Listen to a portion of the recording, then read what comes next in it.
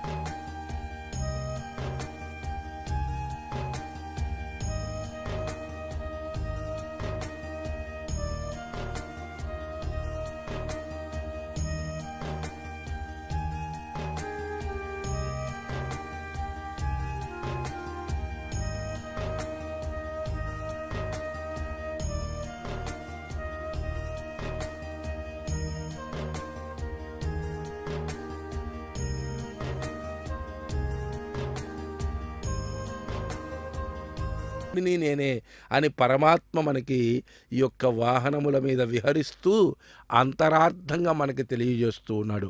ఓహో, సర్వశక్తిమంతుడు, సర్వసాక్షిగా మారేటువంటి శరీరం మనకి లభించింది. కానీ అనేక రకాలైనటువంటి చీమ, దోమ, ఎలుక, పిల్లి, ఏనుగు, నక్క మొదలైనటువంటి అనేక రకాలైనటువంటి జన్మ లభించింది. జంతూనాం నరజన్మ దుర్లభం తతో విప్రత తస్మాద్వైదిక ధర్మ మార్గపరత దివ్య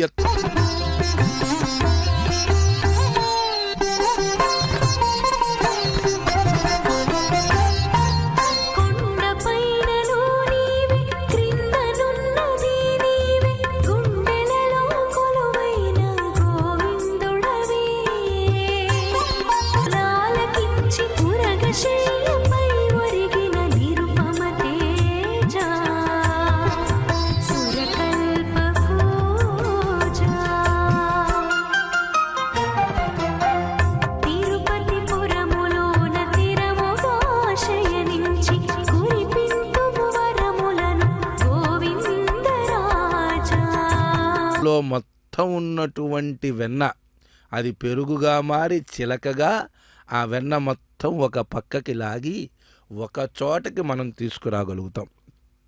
అంటే పరమాత్మతత్వం సృష్టి అంతా ఉంది పాలల్లో మొత్తం వెన్న. సింగారాల గోవిందరాజు కురులు దూవించుకొని గోవిందరాజు గొరబు సింగారాల గోవిందరాజు చర్యలు చేపట్టినట్లయితే దానికి మానుషాలయము అని పేరు.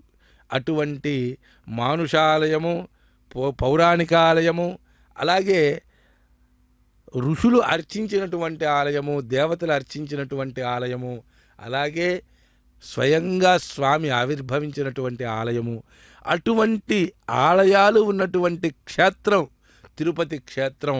భాగస్వామ్యం కావటం శ్రీ వెంకటేశ్వర భక్తి ఛానల్ మాధ్యమంలో మనందరం కూడా ఇటువంటి దివ్యమైనటువంటి క్షేత్రం నుండి ఒక గొప్ప సంప్రదాయానుసారంగా శాస్త్రోక్తంగా వైఖానస శాస్త్రోక్తంగా జరిగే ఈ